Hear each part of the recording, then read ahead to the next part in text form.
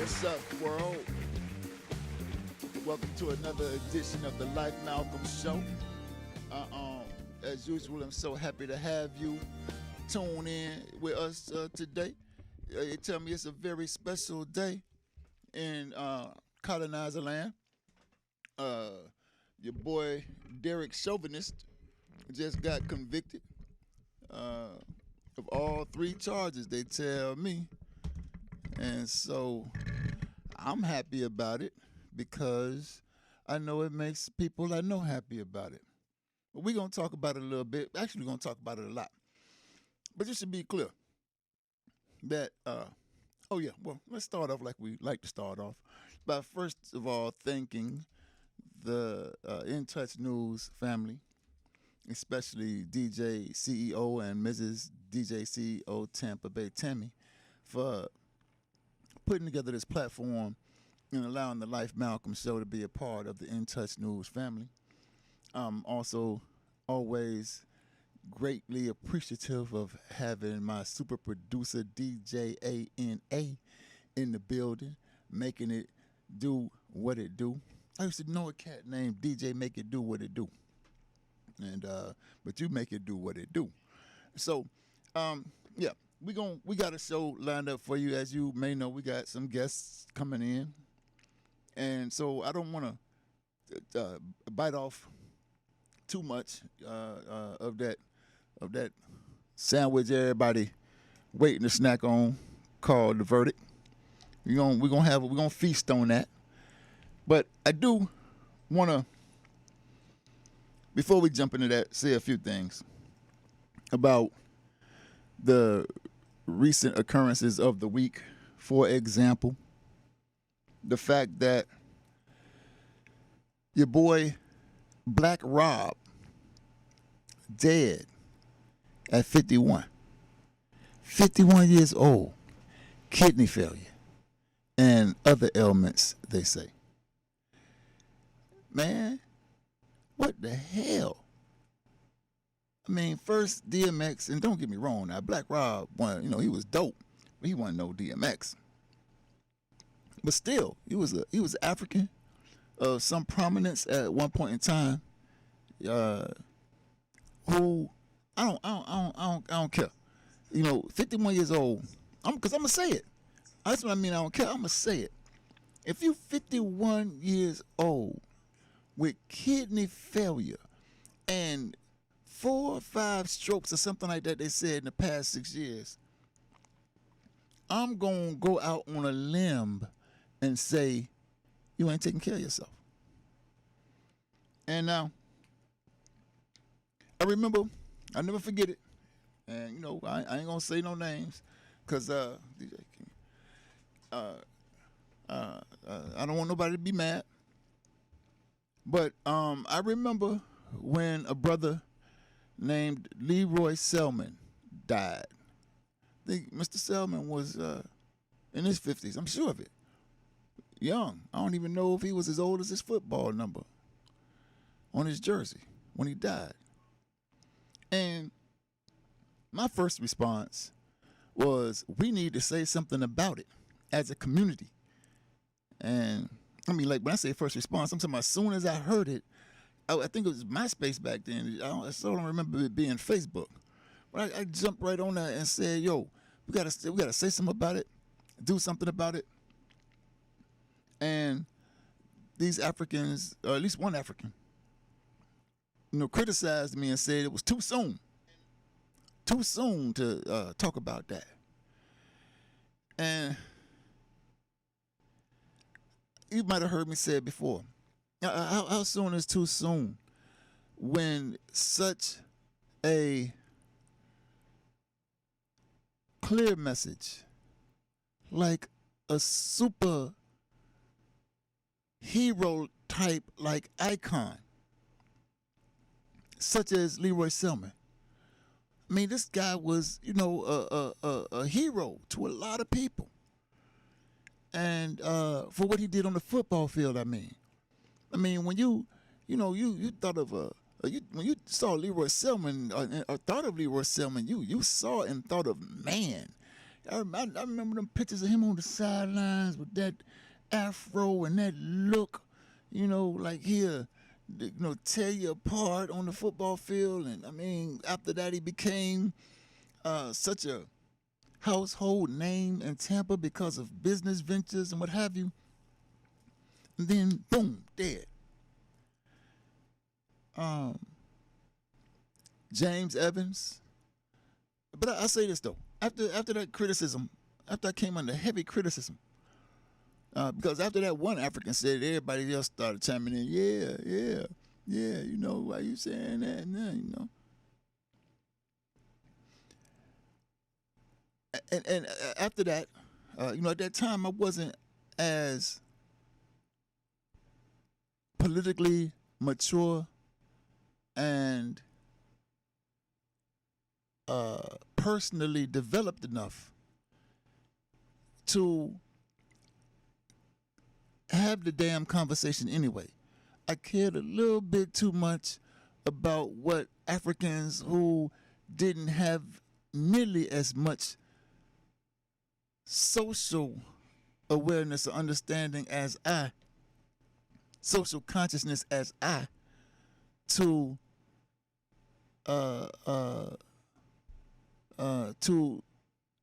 have the right response to what happened to Leroy Selman represented in our community, influence how I dealt with that. And that'll never happen again.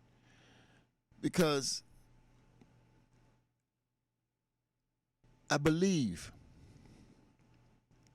that had I put the pedal to the metal, kept my foot on the gas, so to speak, and drove the point home, many of us who have died way too young from so-called health ailments would still be here.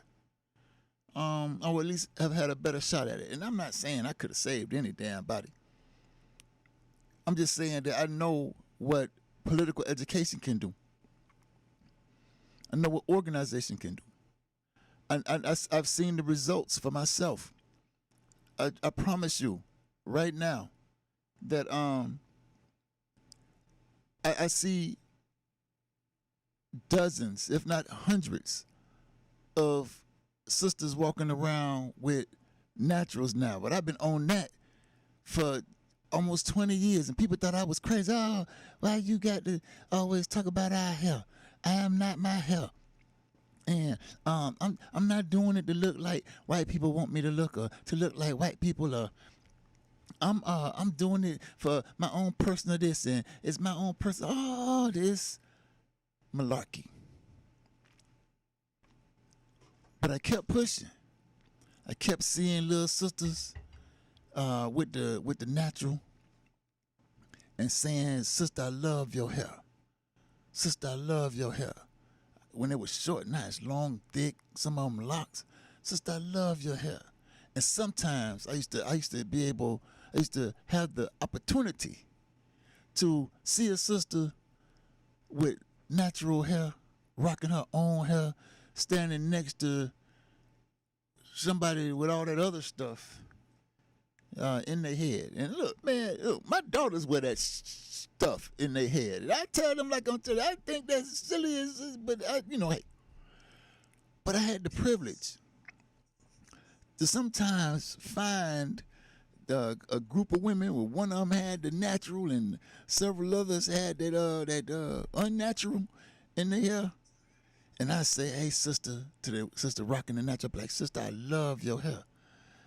And oftentimes, the little sisters with the whatchamacallit in their hair will look at me and be like, "Well, you ain't say you like my hair."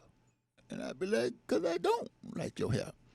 And, more and more I've seen, I see the influence of complimenting and encouraging natural hair and discouraging that other stuff. I'm sure enough waiting for it to have an effect on my children. But I remember being a child, and oh man, I ain't want nothing more at 8 years old than to have a Jerry curl like Michael Jackson. I wanted my Jerry curl like Michael Jackson Jerry curl, dripping and all that. My mother would not let me get a curl, and I was so hurt. I mean, I was mad with my mother about that. But every summer, I got to go out to L.A. to visit my pops, and the summer of my 8th year on Earth, I went out to L.A. and my cousin Joanne lived in L.A. at that time, and she put my father. I said, "Mama won't let me get no curl. Yeah, get a curl." Man, I went to go get a curl, and man, look at here, boy. I remember using Stay So Soft, Carefree. That was in the yellow bottle. Stay So Soft was in the brown bottle. Worlds of Curls in the gray tube, right? And the gel so you wouldn't be dripping. And I thought I was doing it that summer. And I think I got a retouch right before I came. So the new growth had come in, got a little longer. Soon as I got to Tampa, and my mama saw that. No, she didn't cut it all off. She just cut the length. So I had a short curl. I was the only Negro in the whole world with a short curl. You understand me? And this was before S curl in the box and all that came. I had a short curl, and what make it so bad, it would grow. And my mother, she said, well, since you got it now, I ain't gonna cut it out here. So she take me to go get it redone, and had a lady who did the curl cut my damn hair. I'll tell you that story just to say I remember what it was like to be a child and to want that kind of stuff. So I let my little girls do it because I sure don't want them mad at me. The other thing, though, I would say is I see the influence of me calling people African. I want nobody talking like that. But like, what's up, Sister African? What's up, Brother African? We African. You African. And now, I see people on Facebook. I hear people in the street, saying African, Brother African, I'm African. And my point is, we can influence each other.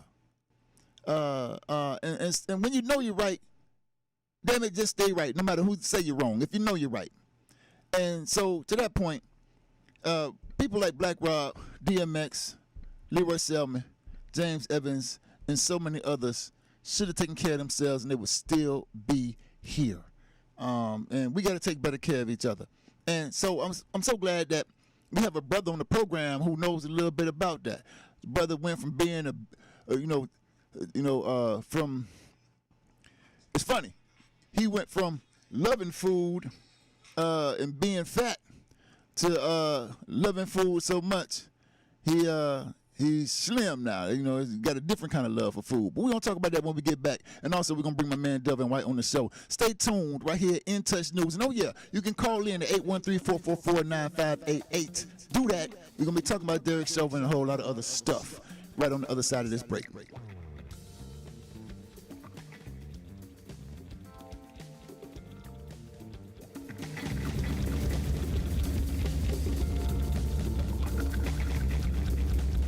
Radio, the most loved station across the nation. Touch Radio. Tell a friend. Touch Radio.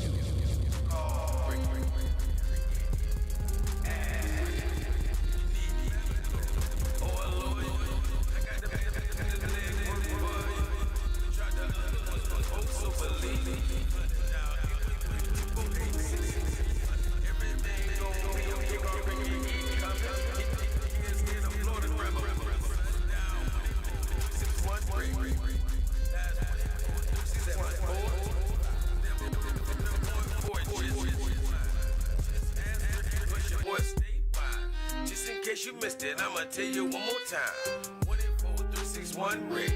Call Ricky, ask Ricky. It's a legal medical referral service. The doctors and lawyers in our network are trained in handling auto injury claims and giving you the best medical treatment and recovery. Dial 1-844-361-RICK. That's 1-844-361-7425. Ricky. Ask Ricky. Hey, it's Madam CJ and I want you to listen to Trap Talk Radio at 8 p.m. every Thursday right here on In Touch News, www.intouchnews.com.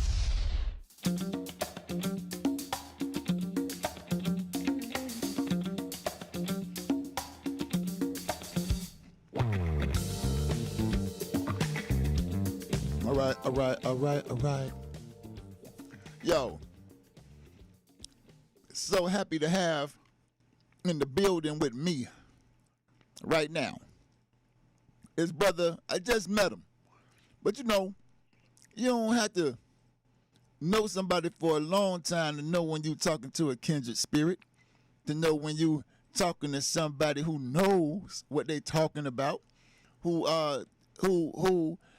is into things that you into or gonna get into, because I ain't into it yet. This brother right here, he deep with it, right? Brother who is dedicated to the betterment of Africans and African people, and who is just cheerful and giving it with knowledge and resources. The brother is a pleasure to know, and I'm sure you're going to be gruntled getting to know him on the show. You see how I be dropping the vocabulary words on y'all, right? Gruntled. I'm sure that you're going to be gruntled getting to know my brother Spirit Mike tonight on the show. Y'all put y'all hands together for Spirit Mike. God, clap it up for Spirit Mike. Spirit Mike, what's going on, brother? Hey, man, I'm happy to be here, man. Thanks for having me. Oh, man, it's a pleasure. So check it. What I'm going to do is introduce Delvin right quick, and then we just going to talk about it, man. We're going to talk this sugar honey iced tea. All right, we want to talk about it. All right. So, this brother right here is famous for being what I so on this show, we can't say the word for which he was fired. So I remember I told a story one time about this lawyer that I know, old lawyer named Delvin Stewart. He said that he was in court one time and the white judge, this back in the day, he old lawyer. So he said back in the day he was in court and the judge kept, and so he had a black client. The lawyer friend had a black client. He said the judge kept saying the nigger. And Delano Stewart said, he told him, he said, look, Judge, it's Negro. Like how you bend your knee and the grass grow, it's Negro. Yes. But since we can't say that one word that my man got fired for, we've been saying Negro. And so I've mentioned Delvin before as the Negro who got fired for saying Negro. And he's famous now all over CNN. He was already famous in the hood for the job that he's done with the children. Yes. In one of the toughest, roughest communities. And not tough and rough because of the people, but tough and rough because the way the colonizers keep their knees on our neck. And we're going to talk about that. Okay. Right? Shout out and let's talk about it. And I mean, he's managed to maintain a level of integrity, doing the job that he chose to do in our community. Yes. Being a stand-up guy, even amongst a bunch of less than stand-up people. Yeah. And I've known this brother since I was a child, almost since he was born. Know his family. His father, like I told you before, sold my mother my first car. And I don't say any of those things to say anything other than I know this brother, and y'all gonna get to know him too. Y'all gonna get to hear from him firsthand, whatever he wants to share about the story. You know the story. It's all, like I say, it's all over the internet.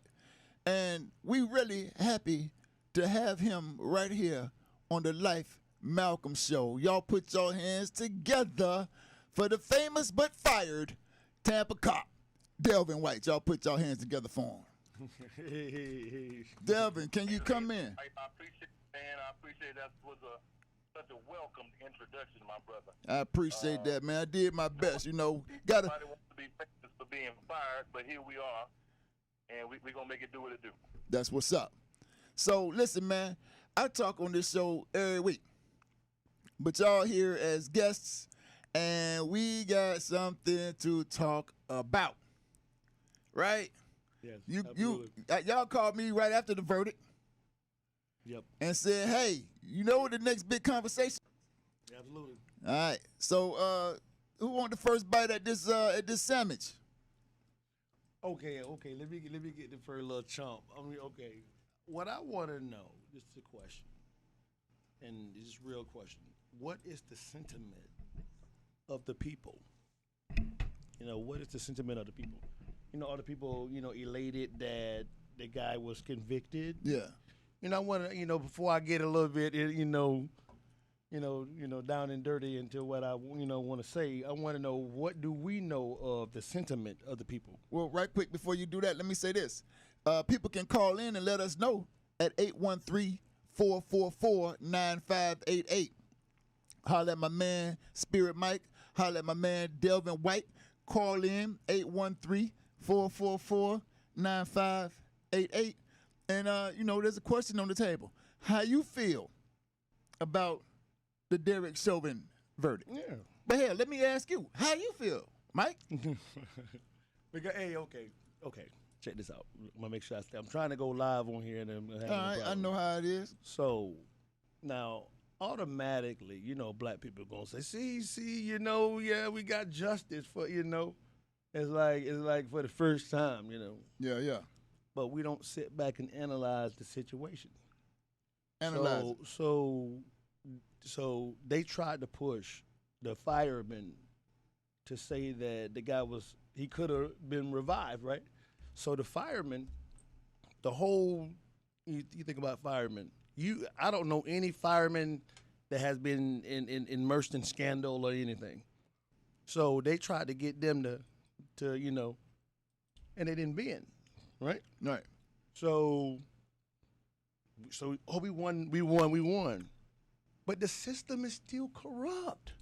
Oh, that ain't gonna change. So the next president gonna come through. The next one, he gonna pardon him because he have that ability. You see, the next president can pardon. I don't know. He can pardon. I thought presidents could only pardon on federal crimes, but you be knowing stuff though. So. I'm just saying. I mean, that's true. Yeah. I mean, if the system is corrupt, just because you think you got a symbolic win, I mean, what do you got? But why you getting that? You getting way far ahead. We might Yeah, not have to wait. I'm just saying, we might not have to wait for the next president because we still waiting for the sentencing. True. Huh? True. Just because he got convicted, don't mean he going nowhere for a long time. True. Delvin, what you got to say about it, brother? Come on in. Man, I feel good that we got a conviction, but let us be real, people. They didn't have no choice. That city would have burned down, and many other cities 100 would have burned down had that man been set free. Facts. But what I'm feeling from a lot of the black people I'm talking to is that they don't feel it was enough. He got a third-degree charge. He got a second-degree charge. He got another second-degree charge. So a lot of people, black people, saying, we're happy that we got the conviction, but we felt like we should have got more.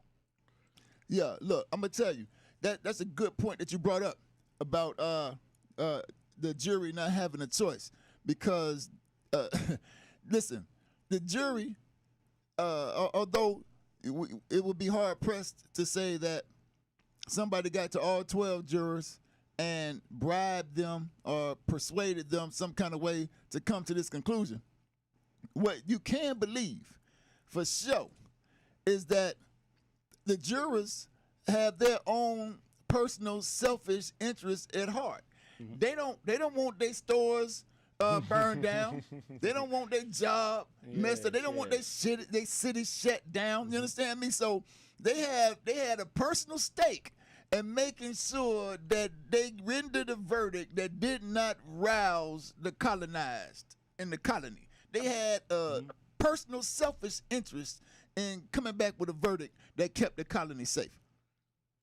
Okay. Look like you want to say something, Mike. Go ahead. Yeah, I got a little bit more I want to get on my soapbox about. Okay? So, now I understand that it was a true travesty of justice that occurred with what the police have done, right? Mm-hmm. But once they sentence him or don't sentence him, once again, the system's still corrupt. Right on. You see what I'm saying? And once again, we still in the same, place. Right on. As we were. So when this type of stuff happens, I don't know why we don't just use these type of things to galvanize ourselves to empower ourselves, right? So I just did, like I said, I just did the little math on 1,000 people. 1,000 people with $20 a week for a year is $1 million. Yeah. 1,000 people. Yeah. I mean, land, grow your own food on the land, get your own police force. This is what we. You see what I'm saying? Yeah, yeah. These things. Once he gets sentenced, we still in our same social economic position. Yeah. Right. You know. And I want to clean up something for me. You know, just so for me, you know, I'm an African internationalist. Yes. And I understand that this whole system that you call corrupt The beast is this is what it was built to be. This is what colonialism is. It is what it is. You know, the system ain't broken and all this kind of stuff. So I mean, maybe corrupt is correct, but I just want to be clear that it was born that way. Facts. It's gonna die that way when we kill it. You understand? Facts. Yeah, that's but that's what I'm talking about. So once we see that the system almost don't have any redemption in it, qualities in it. Yeah. So if we just do nothing, it's still our fault now. So Delvin, So, go ahead. Delvin, Go- talk to us about okay. So you wore the uniform, and I want to say this: that everybody know I don't have no love for the police, but everybody know I made it clear on this show. I've been knowing you for a very long time. And one thing that's different for me when it comes to you and as it relates to other police, specifically in Tampa, you were in the community before you were in a uniform. Am I right about that? Absolutely. And that's very important because you already have a sense of credibility. Because I played baseball at Belmont Heights Little League. You know, I was affiliated with Southeast, but we would go to Belmont Heights from time to time to play Belmont Heights.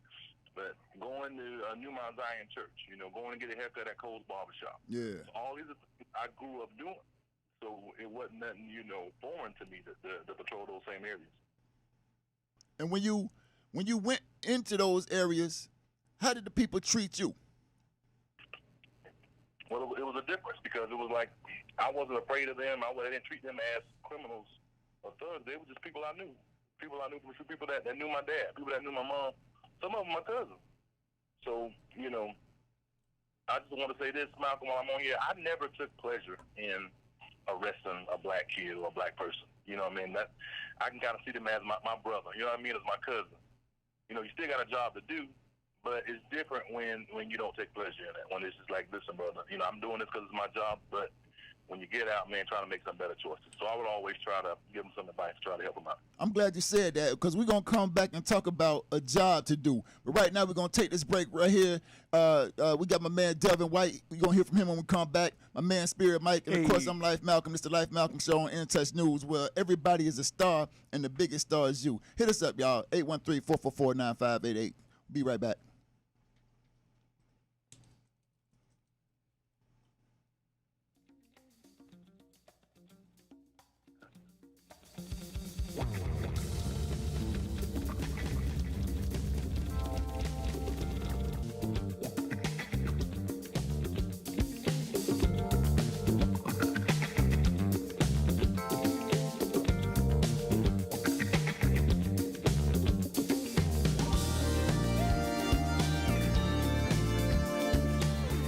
Welcome to Calvin's Barbershop. You all got to see this. I don't even want to know what you're looking at on that phone. Well, you should. I was learning about the dangers of high blood pressure and that we need to get ours checked regularly. High blood pressure can increase the risk of heart attack or stroke, but this text program can help keep it at a healthy range. Just text barbershop to 97779 to sign up. I'll get right on it as soon as I'm done with this baby panda video.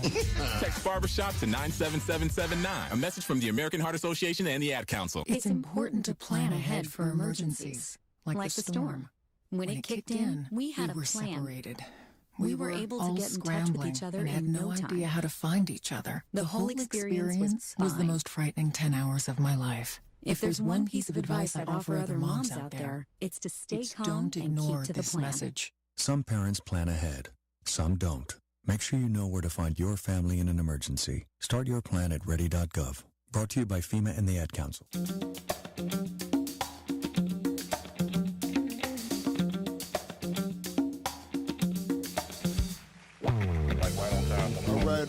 All right. All right, y'all. We're at the halfway mark of the Life Malcolm Show. So, we gonna give it right back to my man Delvin White. Delvin, I'm a let the people know who just tuning in. We just said that you were in the community, the African community, before you were in a uniform, and we talked a little bit about, or at least you did. You talked a little bit about what a difference that made as far as you going into the community in a uniform. And then you said something that I wanted to come back to, that you hated, or you never took pleasure, rather, in arresting a black kid, a child, I believe you said. And but you had a job to do. So now I want you to finish that thought, but I want you to finish that thought with this question, but and answer this question too. Why in the hell did you choose to do that job? Like that's a great question, man. If not me, who? You know what I mean? I grew up. My mom and dad were both police officers. And so, when I went away for college, I played baseball a little bit. I had a mortgage business. But I was looking to come back to Tampa and do something like to really help the community. And so, me reaching out to my dad, he's like, you can always come back to Tampa and be a police officer. So I was like, I had never really thought about it. I said, you know what? Maybe this is something I can do. I can look into it. So I started the year-long process, and I was accepted, and I got into it. And that's one of the best things I've done in life. I'm glad I was able to do it. That's what's up. Yes. And why is that? Why do you say that? Why do you make that statement? Because some people hear that, and with that Derek chauvinist in mind, they're like, how in the hell can that be one of the best things an African could do? How can an African say that? So, go ahead and say something about that, man. Why do you say it? Here's the thing, me and Brother Mike, we coming at it at two different ways. He wants to tear it down from the outside. I'm looking to make change from the inside. So you need to have good black men and good black men and women inside the police department to help make the changes that we're looking for. Can I go ahead? I want to go ahead and make a correction on that. I don't want to tear it down from the outside. No, I don't want to tear it down. What I'm proposing to the people is I want to do like every other group have done, found their own police force, or a security force that be the go-between between the, I guess it would be the corporation and the other law enforcement and the citizens. So I'm saying, hey, if our civil government don't respect our black officers, we should, and there's precedence about that. So it's not outrageous for us to spend our money. It's just like $20 a week, and you can have your own police force to protect you from the people that are not protecting us, but it's supposed to be their job. You see? Yeah, 100. So I feel you, Mike, and Brother Malcolm.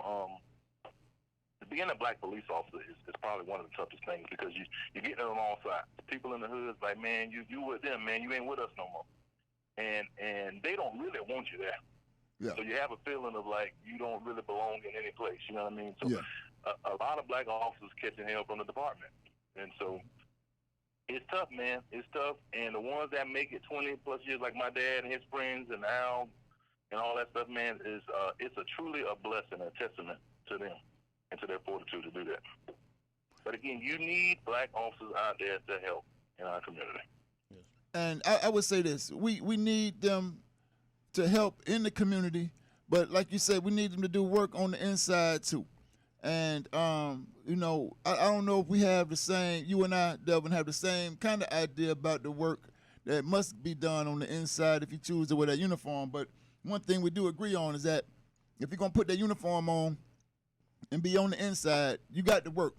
And the work I'm talking about, the work I'm thinking of is you got to do the work of the people. And the people have to know that you're doing the work of the people. And I would say that judging from the response of the people, and don't get me wrong, I mean, so, a lot of people, African people especially, are politically backwards. So I'm not saying that they have a good grip on what's going on as far as the understanding of the police. But what is clear is that they have a good assessment of how you handled them when you were in the community. I mean, because dig this. Most people might not know, but the whole emergence of the school resource officer, you know where that came from? The school resource officer? You know where did it come from? It came from the colonizer during the integration period. Needed somebody to stand as a protector between them and their children and African people. And so they instituted this thing called a school resource officer who has a history of being brutal to African people. I mean, right here in this city, you've seen, what's Brittany's last name? I can't remember Brittany's name right now, but the man broke her jaw at Chamberlain. You remember that? I mean, and there are numerous other examples of the type of brutality and harassment that we see from school resource officers, as they're called, in the school system. However, I ain't never heard nothing about you till this hacksaw chief colonizer Brian Duggan tried to make you the poster child for oppression and discrimination in the Tampa Police Department. Imagine that.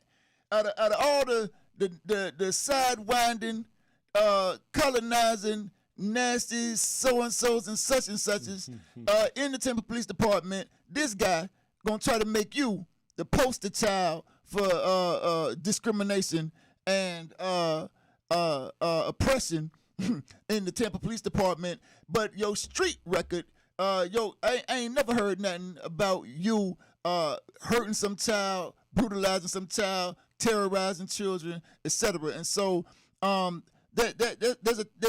says something, I believe, about your connection to the people. Well, we always, and I was talking about my parents, to treat people with respect. And children are no different, man. And we call them children, but they, 16, 17, 18, the same people that will be charged as an adult had they, committed a serious crime. But you treat them with respect, and you show them that you care. And that goes a long way. So, like you say, I'm so thankful for the community that I have a 8.5-year track record of serving the community. People know, hey, if Officer White had to arrest me, I deserve to be arrested that day. And again, it ain't personal. It ain't that I'm mad with you or that I don't like you or whatever. It was just, when you're out there living that life, it's a cost of doing business that you may get caught at some point in time. But again, did that officer treat me with respect? When I was in the back of that police car and I asked him, could I call my mama? And he let me use his phone to call my mama when I was in the back of that police car. So things like that we've done, that I've done, to just try to show people respect. The same respect that I would want somebody in my family to be treated. And so when my man Mike raised this $1 million and put some of it in the hands of the African working class so we can build black community control of the police, guess who's gonna be a candidate for that organization? Because again, I don't we all make decisions based on our understanding of the world at the time. I was in the Navy one time. I was a saluting, shoe shining, rack making, about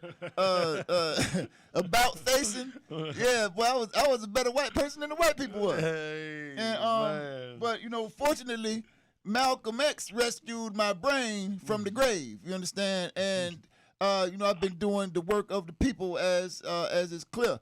But the point is, your career choice notwithstanding, it does not mean that you cannot do the work of the people. And so when we take black community control of the police, and we will, we will build that. Look, man, people are begging for it, clamoring for it, even if not out loud on the inside. You understand me? Especially since this George Floyd thing, people are more politically galvanized than African people I'm talking about than we have been since the 60s. And so the time, ain't the time when we control our communities ain't so far away. Go ahead, Mike. Yeah, I want people say that the stuff I propose is radical sometimes, and I don't I don't find it's radical. All I'm saying is this, all right, people, we see that they treated our brother, incorrectly. So in every instance where we see that we are mistreated, we build our own. And it's not hard. We spend all of our money and resources on all type of stuff. For the cost of going out for a weekend and just getting it started, just getting your weekend started. $20 a week, 1,000 people in a circle. And Dr. Claude Anderson is a person I study from, like Powernomics. If you aggregate that money, you can pay for your officers to be secure in their job, and all we talking about is just providing a place where they can do their job honestly without being pressured to do wrong. You see, they say that's radical. I don't find that being radical. So once you provide that type of atmosphere for good officers, then guess what? Then it's going to be inviting, so they won't have that pressure to hit their cousins to them upside the head to fill a quota, so the government can run. So they come over there, they come to a righteous environment because why? Because the pressure's off. So they can actually de-escalate situations, because we know we need officers to de-escalate or to handle situations that we don't want to handle. Because I'm not, somebody gonna snatch a bag, I'm not finna chase them. I'm getting too old for that. I'm not going. Hey, my knee might go out. So so I want officers to do that. Yeah, go ahead. We need dual and contending powers. Correct. That's what we need. Like you said, Malcolm said a long time ago, when they got theirs, we got ours. Can I add it before I lose my train of thought? We are in a capitalistic society, right? And they tell you that money talk in bull jive walk in a capitalistic society. But when it comes to our protection, when it comes to our food sovereignty, we don't want to spend any money. We want somebody to give it to us. Oh, please, make sure I eat. Well, say, hold up, you know we're in the capitalistic society, and you know that when they said the land of the free, they was owning slaves, so it wasn't talking about us. So we know all of this stuff. So that's why I wanted to say when we talk about these dual and contending powers, it's I don't know if I can agree with the fact that it ain't hard, because if it was easy, we've been done it. But now, look, we're gonna talk about that because doing it. Hey. You doing it. Yes. You doing it a little something with your food sovereignty. Yes. Your plan. We're gonna talk about that. Food independence. Yeah, food independence. And so we're gonna talk about that. We're gonna take this break right quick though. Hey, y'all finna learn something super cool. Sugar Honey Iced Tea by my man Spirit Mike over here. When we get back from this break, this is the last break of the day. So y'all better call in if y'all got something to say. The Life Malcolm Show right here on In Touch News, 813-444-9588. Absolutely.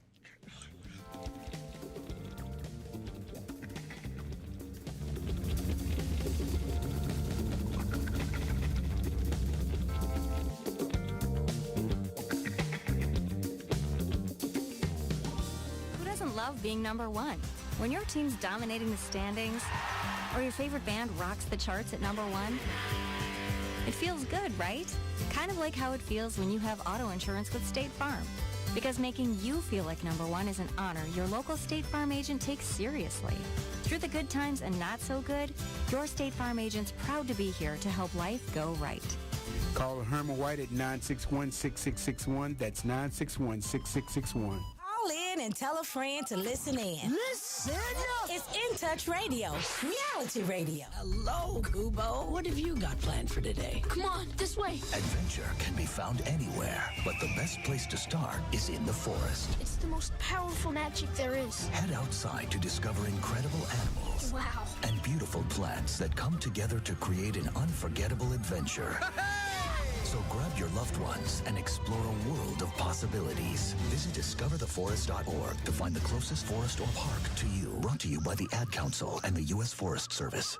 My teacher said that we should have a plan in case of an emergency. Do we have one? First thing I'm going to do is grab a flashlight with dead batteries. I'm going to start randomly throwing clothes in the bag. You two will be hiding in the closet and Dad won't be able to find you. And that's when we both start crying. Uncontrollably. Can you pass the cutlets? Winging it is not an emergency plan. Make sure your kids know what to do during an emergency, who to call, where to meet, what to pack. Search Ready Kids at nyc.gov or call 311. Brought to you by the New York City Office of Emergency Management and the Ad Council. Right. Here we go, yo. Here we go, yo. So yeah, we're gonna jump right into it. I told y'all my man Spirit Mike is, he ain't just talking about this independence, about doing this, and I agree, it ain't radical, but I can't agree that it ain't hard. Because listen, and it ain't nothing wrong with hard. Ain't nothing wrong with struggle. Look, let me tell you something about our ancestors. Our ancestors worked hard all the time. And there ain't no way in hell you can tell me that what you do out there in that garden is easy. Now, come on now. Hey, I'm not saying it's easy. Oh, well, that's what you said. Well, you can't tell me it ain't hard. But what I'm going to say, okay. Right. But tell us what we talking about when I say the garden. Go ahead and break it on down. Okay, family. Like I said, my name's Spirit Mike. And I got a little shine for taking my stimulus money, right, and creating a garden. And I call it creating generational food. Not, just like generational wealth. So the COVID thing happened. So I got scared because the people that I trusted to feed me, because I had the money, I was working, I was doing my thing. The food was becoming scarce. So now I had to, I'm like, okay, I'm gonna have to rely on myself to feed myself. So it was like, wave. I said I'm gonna have to depend on myself to feed myself, and that was radical. Because the whole time we always, we don't realize that whoever feeds you controls you. And we always, even the person that's in the $1 million mansion, he don't understand that if nobody accepts his millions of dollars, he can't eat unless he know how to go and hunt, unless he has those type of skills. So even if you got $1 billion, if they say, well, we don't want your billion, we don't want your American dollars, we want the euro dollar. But say, well, I don't got euro dollar. Well, you're gonna have to convert it at a half the price. Well, that means That means I can control you. Get your food. That means go ahead and talk about your garden, man. Okay. Tell people about that now. Hey, so I started a garden called New World Growers. I got a little pushback because of the name, and the name is a radical name. Because why? Because I want to take my own nutritional well-being in my own hand, So I started a garden. I found some information that was hidden in plain sight. I found some information that you can buy fruit and vegetable trees with food stamps. That was a earth-shaking, thing for me. So now I started teaching people that, hey, if you use your food stamps, if you buy, 5 plants a month, at the end of a year, you don't need the food stamp because you have an orchard. So, and you said something earlier. You said, growing is hard. Yeah, it's hard, but being poor is harder. Because if you got 1.5 acres of land, you can make $100,000 to $120,000 a year if you use the programs that they got on the internet. They put chickens here, put 30 there, rotate here, so what feed you them got there. In your garden? Yeah, I got a little bit of everything in my garden. You want to keep talking about this social thing. I'm trying to get some shine too. Yeah. Tell us about your garden. Hey, man, I have a little bit of everything in my garden. I have 9 chickens. They produce 9 to 18 eggs because sometimes they double a day. At 6 months of age, a chicken produces an egg a day or 2, depending on if you're feeding the right type of feed. Right. So I have 9 chickens. I have like a papaya orchard, little mini papaya orchard. Yellow and green bell peppers, strawberry guava, muscadine grape, passion fruit. I have a lot of stuff, bro. Because I'm gonna let Delvin, kind of take us in on the middle of the hood. Let's not. In the that's middle where is of the hood. In the middle of the hood It's down 29th Street You don't on have to get the exact 23rd. same you don't have to get they the come exact out, man. address right now, They can come out. They can you know, come some out. of us are hungry. Yeah, yes. It's 2915 East 23rd Avenue, Tampa, Florida. Okay. Right here in the middle of the no man's zone, I Right guess you on. want to call it sometime. But yeah, man, you know. Now, how much time you spend in the garden? Let's say a week. How many hours? Say I have to dial in for me. I spend about 4 hours, 5 hours a day actually in the garden. Okay, that's dope. All right, know. so now, what's the next big move? Like, are you doing like a garden showing, or like what's the next big move for Spirit, like, right in the now, garden? right now I'm getting a lot of shine. Like the thing that came out just this morning that Vice did the story on me.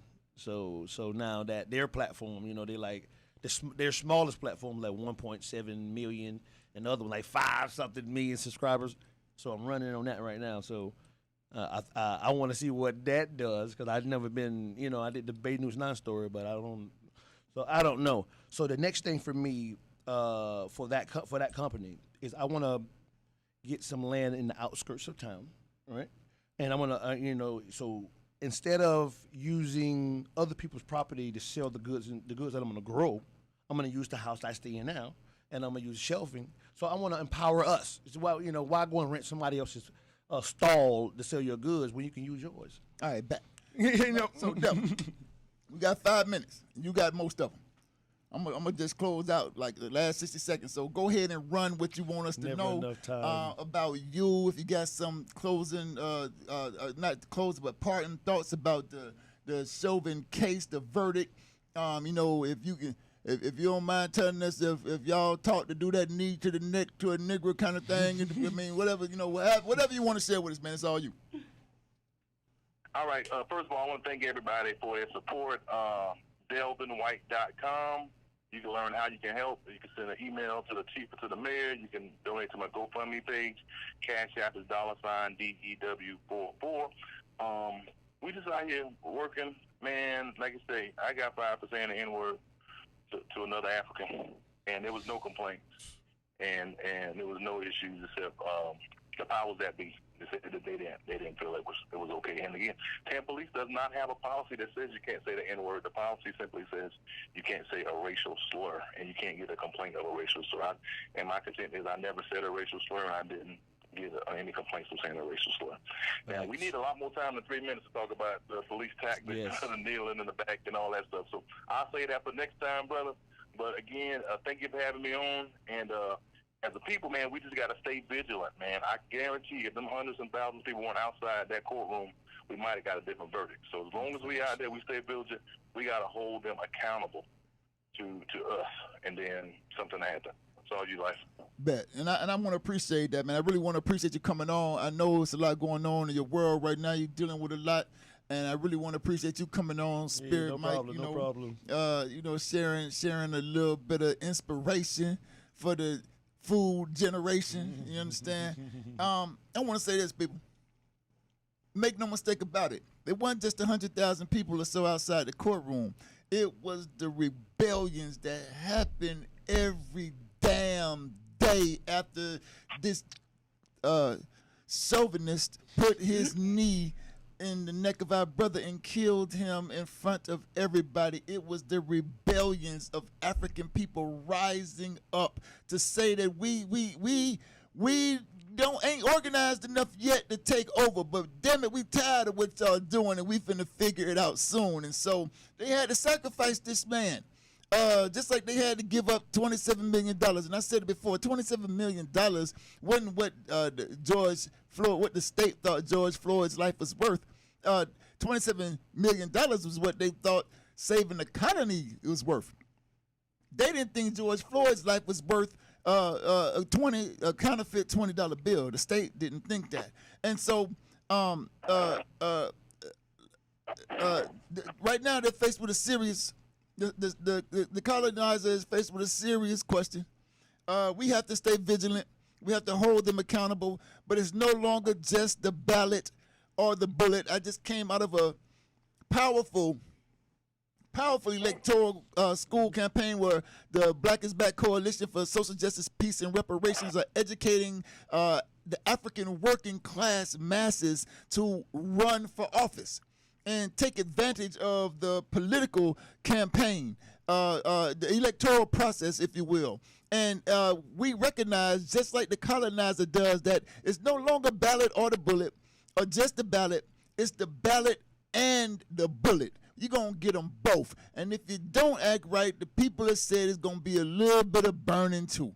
And so, yeah, we really want to appreciate everybody for tuning in. I saw a lot more people tuning in. So they must have saw y'all handsome faces and said that they had some eye candy. Man, they must have knew about your food. I'm bursting. I want to say some stuff, but we're going to have to save it. We're going to talk about it. Yeah, we're going to talk about it. Yeah, we going to cut loose. They must have known that something special was going to happen here. Delvin, I really want to appreciate you again for coming on, and I'm looking forward to the next time we get together and have a discussion. I'm sure this won't be the last time. Absolutely. And listen, everybody, thank y'all for listening. Next week probably won't have no guests, so I can just sit back and, talk that sugar honey iced tea with you. And yeah, I'll see y'all next time. In Touch News, the Life Malcolm Show. I appreciate y'all so much.